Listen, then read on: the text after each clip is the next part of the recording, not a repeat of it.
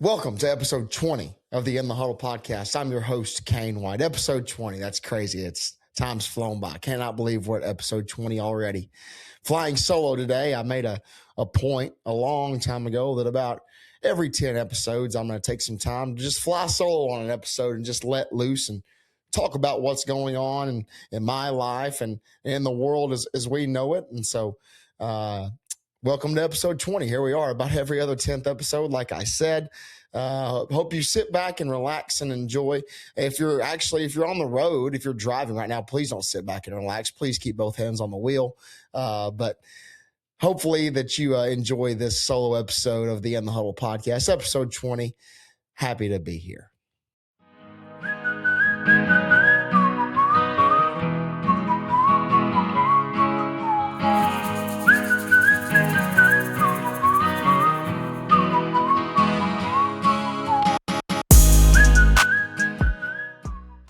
Today is Tuesday, May 5th, Cinco de Mayo. You'll be hearing this the day after Cinco de Mayo, or maybe a week after, a month after, who knows. But happy Cinco de Mayo to all of you out there. Had some tacos in celebration of Cinco de Mayo today. I actually had tacos twice. Had some for lunch and just had some for dinner. So why not get a double dose of some tacos for Cinco de Mayo? Welcome to episode 20 of the In the Huddle podcast. I'm your host, Cain White. May is here. It's gonna be May, like Justin Timberlake said. I think he said me in that song, but it is May. May means spring football. Spring football started yesterday in Lawrence County for the Hoxie Mustangs. Super nice to get outside after you've been cooped up in the weight room all winter. You've been doing a lot of conditioning and strength training. Super nice to get the guys outside and get them competing and get them in a football setting. I've always enjoyed spring ball when I was a player. Now that I'm a coach, it's just nice to get back into that football feel after you've been off 5 or 6 months. And you kind of get a chance to see, what everybody's got, what everybody can bring to the table. And so spring ball is always a really fun time for me. I enjoy the heck out of it. Really excited to see our guys compete throughout the spring, into the summer, and into the 2026 football season. My second year with the Hoxie Mustangs, I cannot wait. Super blessed to be where I am. And I know I've said it a lot of times, but thankful for everyone there that's given me an opportunity to coach at Hoxie High School. Coaching all three phases of the game in 2026. Going to be coaching a little bit of offense, a little bit of defense, a little bit of special teams. So really get to dip my toe into every pool of football, if you will. And I'm super excited to have the opportunity to do that.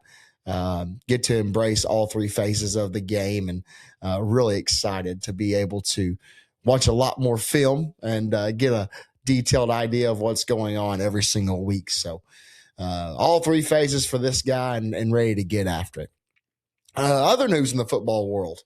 Really excited about this. 3 of the former players that I coached at the University of Arkansas are getting shots in the NFL. So 3 more jerseys that I'll have to get and hang them up on the wall in here, or wear them around in the fall. Fernando Carmona Jr., he was an offensive lineman at the University of Arkansas. He gave the best bear hugs after every field goal period when I was at the University of Arkansas. He always gave me a big old bear hug. And when I went up and saw Arkansas play against Missouri, that was his senior day, he gave me another one of those great big bear hugs.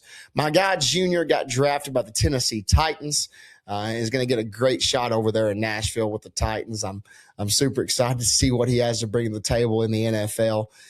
What a great young man, wonderful heart, always brings a smile to the table, and then is a heck of a hard worker. And so really excited for Junior. Taylon Green got drafted by the Cleveland Browns. Taylon, man, is one of those guys that he owns the room in a positive way. He's a great leader at the quarterback position, leads by example, and obviously is a freak of an athlete, right? He probably has the best NFL combine by a quarterback in history, and he's getting a shot in the NFL with the Cleveland Browns. So excited for Taylon. Didn't get to work with Taylon as much. He wasn't on any special teams, being he was a quarterback, but we did have some conversations on the side here and there, and so got to know Taylon pretty well and excited for him. And the one that means the most to me, a former guest on this podcast, a guy that I got to coach individually every single day during my time at the University of Arkansas. He was in my position group. He was in my meeting room. My good buddy, Ashton Noe, long snapper at the University of Arkansas, a 2-year starter there. Made so many tackles on special teams because he's such a great athlete at the long snapper position. He gets a mini camp deal with the Washington Commanders. Is going to get a shot to go snap in the NFL. And I haven't got to talk to Ashton much. So, Ashton, if you're listening to this, man, you have no clue how proud I am of you. Even if I made one small difference in your career or said something to you that made you smile or made you have a better day, that would have been enough for me. But man, to see you grow and what you've become and how hard you've worked to get to the spot you're in, man, you deserved it. You earned it, man, and I'm so excited to see you compete and ball out for the Washington Commanders. No matter what number it is, 1 through 99, I'm getting that Ashton Noe jersey in every single color. Better believe that. So excited for all three of those guys, man. Just it's super cool to look back and think about time spent with guys that are now going on to the next level. Really excited for all three of those guys. In other sports news, this past sports weekend was a pretty exciting one. Of course, we had the biggest horse race in the world in the Kentucky Derby at Churchill Downs. It was won by Golden Tempo, jockeyed by Jose Ortiz, who beat his brother, Irad Ortiz Jr., who rode the horse Renegade by just a nose. The horse Renegade, who came in second, won the Arkansas Derby in Hot Springs, but Jose Ortiz beats his brother. They finished 1-2 in the Kentucky Derby. I mean, what a cool moment. I don't know if that's ever been done. Didn't really look into that much, but Jose Ortiz gets the win on Golden Tempo, who came from the very back at the last second of the race. It was incredible to watch. They had this awesome drone view of it. Golden Tempo weaves through traffic and gets Renegade right there at the finish line. And you saw the brothers kind of give each other high five and embrace after the race. Super cool moment. Something that if I had to do with my little brother would be a lot tougher. I may have let him win. I don't know. But it's really cool to see those two brothers competing and finishing 1-2 in the biggest horse race in the world. What a cool deal. Chase Elliott got his second NASCAR win of the season at Texas Motor Speedway. So congratulations to the number 9 car. He's been running well. But I hate what happened to Christopher Bell. The early leader in that race was really dominant in the first stage of that race and was looking good. And lap car gets into a little bit of trouble and spins out and just clips Christopher Bell and causes him to hit the wall and take him out of the race. Got a heart for those former dirt racers as a NASCAR fan and a dirt race fan. And Christopher Bell got his start on dirt. So I always pull for C. Bell on that 20 car and hated to see that end his day. It was really pulling for him to get the victory there. And Tyler Reddick is still consistently dominant. He's won 5 races. How incredible for that young man. And on Michael Jordan's team, also another former dirt racer. So I find myself pulling for Tyler Reddick as well. I'm not a bandwagon guy, but anybody that used to race on dirt has a special place in my heart.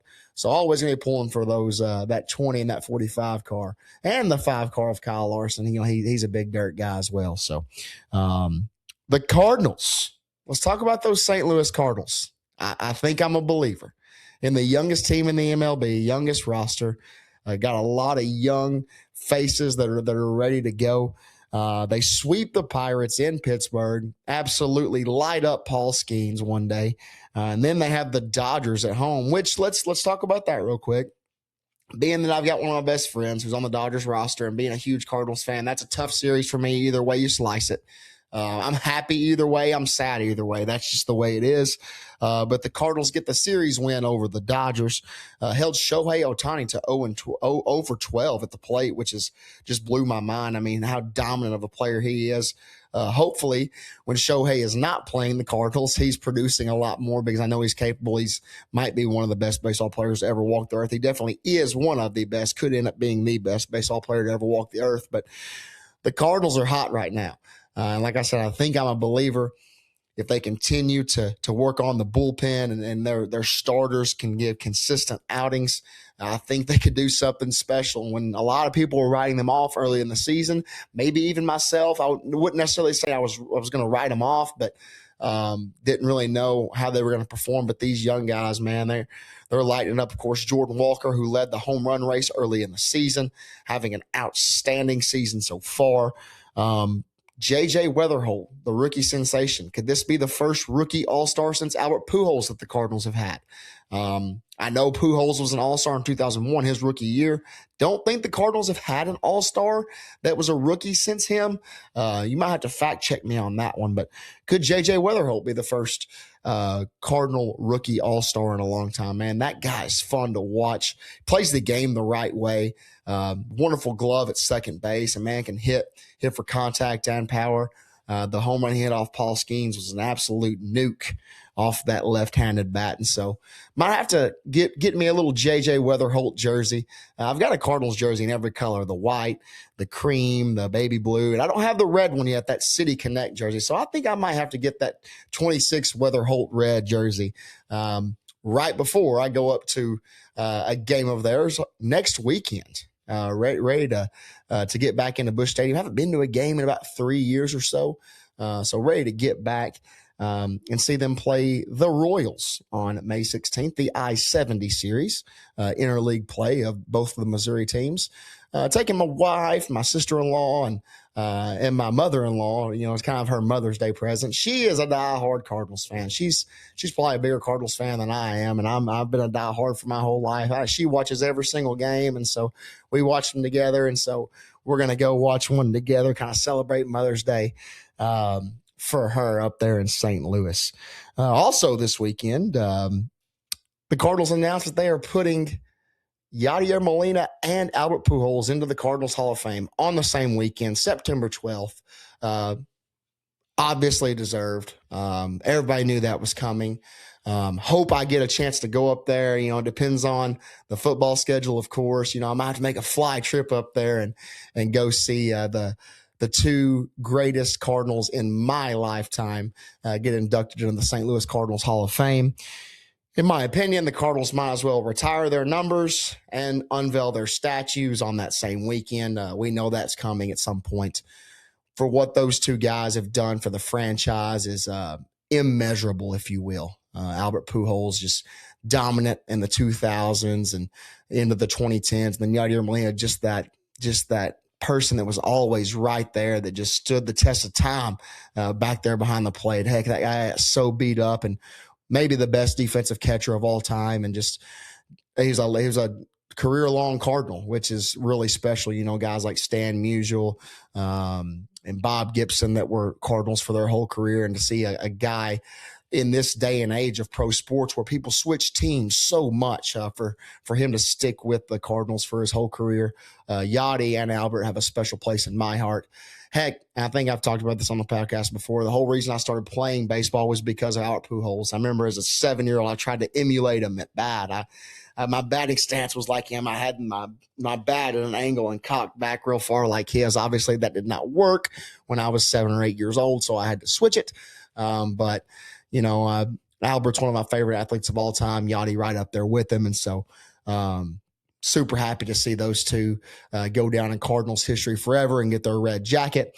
Hopefully I can make a trip up there to see that happen.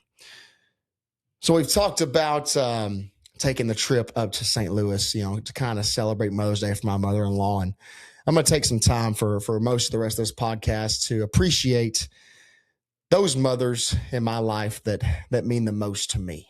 Mother's Day coming up this weekend. And there's so many women in my life that have impacted me in a positive way and changed the course of my life forever. Starting with my own mother, Carrie Michelle Fava. Mom, you've been nothing but fantastic to me for 29 years. You've taught me how to get out of my comfort zone, how to take chances on myself. You've physically taken me to some of the coolest events that I've ever been to in my life. You have gone out of your way to make sure that I've got everything that I need to succeed in every aspect of my life. You've kept it real with me. You've checked me when I needed to be checked. You've celebrated me and so lovingly in every single uh, way in my life. And I can't thank you enough for everything that you've done for me, physically birthing me to being right there at every baseball and basketball and football game I played, and being the first one to give me a hug after coming off the football field after scoring my first touchdown. I'll never forget that. And for being right there with me on my wedding day when I was, distraught. You kept me calm and composed and continually told me how big of a moment this was. And Mom, I just love you and thank you for everything you've done. I can't say that enough. And thank you for giving me my little brother, for birthing him as well, and my best friend. Mom, you mean everything to me. And I cannot wait to celebrate you on Sunday, like we always have. You're the life of the party. If you've ever been around my mom, you know that she loves to dance, maybe sometimes on the table, in the island in her kitchen. It might just be me and her and my wife, and we got music playing there in the kitchen. And she's up on the table dancing just because she loves life. And my mom has taught me how to love life, and I try to kind of copy that because she does love life in every single way. And she's gone through so many tough times, and we've kind of gone through tough times together. And she's taught me how to handle those situations the right way. And man, it's just been awesome to have a mother that's become a best friend. And she's a rock star. So if you see my mom anytime in the near future, give her pretty face a hug and tell her you love her, and happy Mother's Day, because she's one heck of a mother. So Mom, I appreciate you. Love you so much. And I know that you wish you could spend this Mother's Day with your mother, who we both miss dearly. We lost my grandmother, Patsy Bullock, in 2020. She was the definition of loving what her people loved. It didn't matter if I was playing baseball or playing video games or watching NASCAR or watching dirt racing.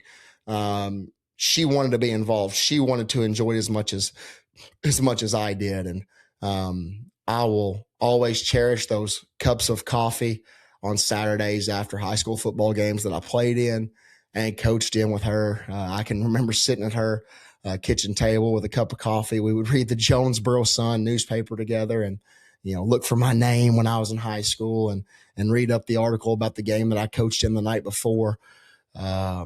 And she was that life of the party like my mom too. I think that's kind of where my mom got it from. Even, when she was into her 70s, she could still get out on the dance floor and have a good time. And man, we miss her dearly. But we know she's watching down on us. And I'm so thankful for my Nan. She was so good to me in so many ways. And she was also like Mom in another way. She kept it real. There was multiple times that she maybe had to rough me up a little bit and shoot me straight, but it's helped make me who I am today. And so miss my Nan so much, but very thankful for everything she's done. My other grandmother who's still with me, who has literally stood the test of time, Norma White, lived right there across the street from me growing up until I was 22 and moved out of my dad's house. Just the kindest, sweetest woman you'll ever meet. It did not matter if it was the first time I brought a friend over to my house in high school or the 100th. She was inviting that person over for breakfast and always making sure that us boys had everything we needed for baseball games and football games. And heck, out there playing golf with me, and she's in her 80s and still swinging a 7-iron better than I can.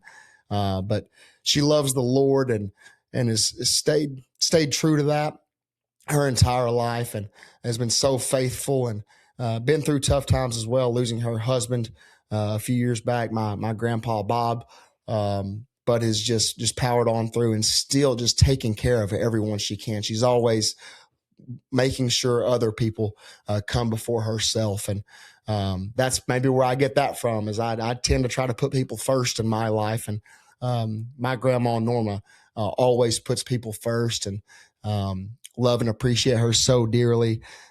She means so much to me. Both my grandmothers have been absolutely amazing I'm so glad that I got to cherish so many moments with them. And Monty, as I call her, I plan on seeing you Sunday, and I can't wait to give you a big hug and maybe take you out on the golf course so you can critique my 7-iron swing a little bit.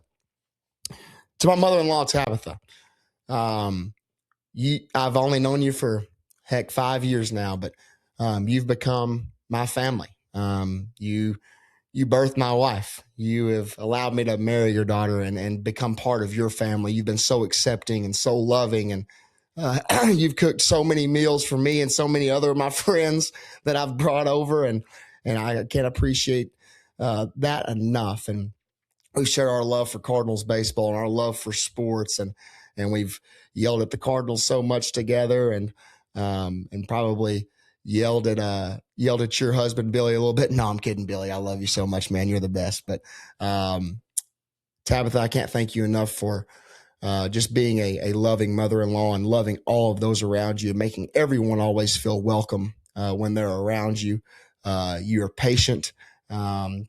And I appreciate that, because you got to be pretty patient to put up with me sometimes. So, Miss Tabitha, I love you and can't thank you enough for everything you've done for me and my wife throughout this first year of our marriage.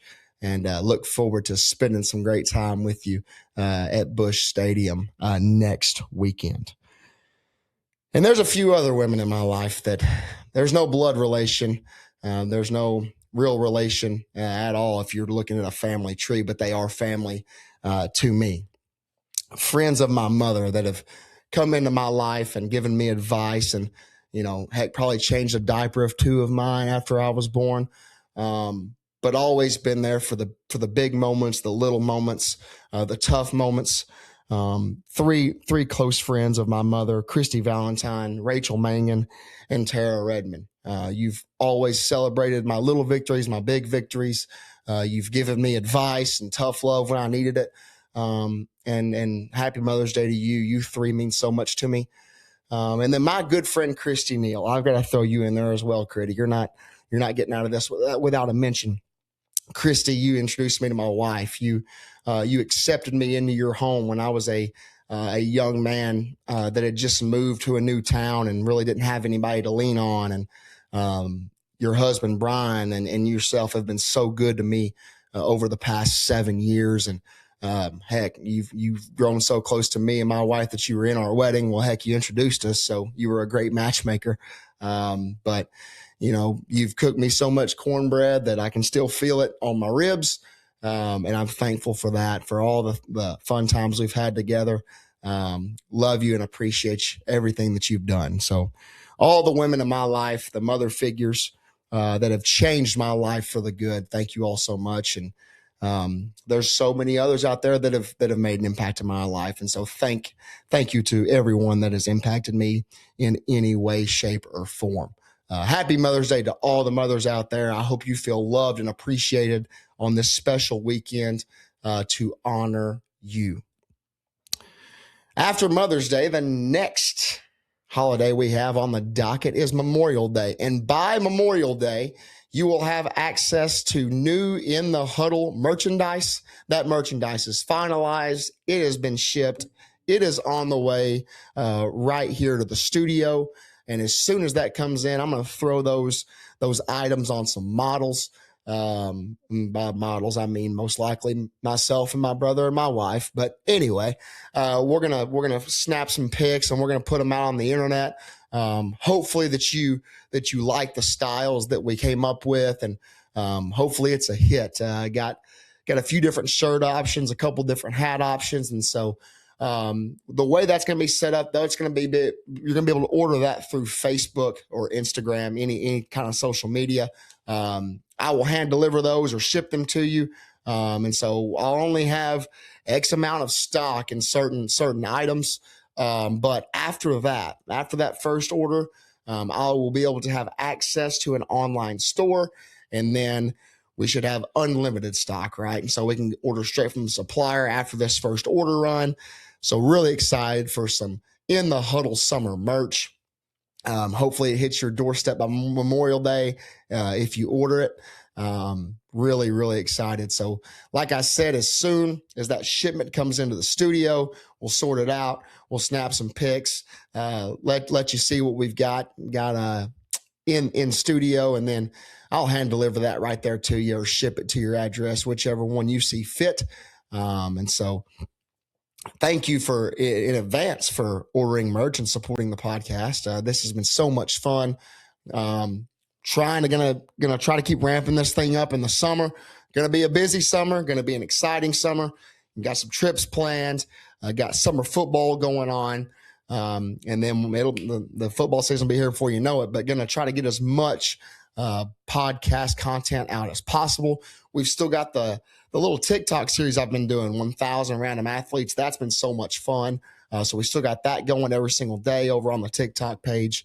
Can't thank you enough. If you're just a first-time listener, if you clicked on this one time, it just makes me happy to see that people take an interest in what I'm doing. And if I can make you smile or make your day just a bit better, that it makes this podcast absolutely worth it. So thank you in advance for the merch. Thank you in advance for listening.